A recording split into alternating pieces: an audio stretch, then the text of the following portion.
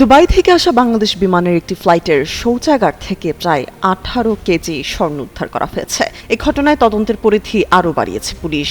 বড় এই চোরাচালান চক্রকে শনাক্ত করতে ফ্লাইটের পাইলট, কেবিন ক্রু ও যাত্রীদের তথ্য তলব করা হয়েছে।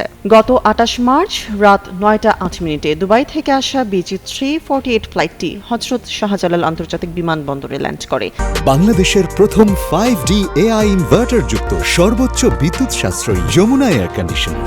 C-02 বোর্ডিং ব্রিজে অবস্থানকালী বিমানে তল্লাশি চালিয়ে শৌচাগার থেকে এই বিপুল পরিমাণ স্বর্ণ উদ্ধার করা হয়। এর পরপরই কাস্টমস কর্তৃপক্ষ বিমানবন্দর থানায় মামলা দায়ের করে। তদন্ত কর্মকর্তা জানান, স্বর্ণ কিভাবে বিমানে ঢুকলো এবং কারা এর মূল পরিকল্পনাকারী তা খুঁজে বের করতে বিমান বাংলাদেশ এয়ারলাইন্সকে চিঠি দেওয়া হয়েছে।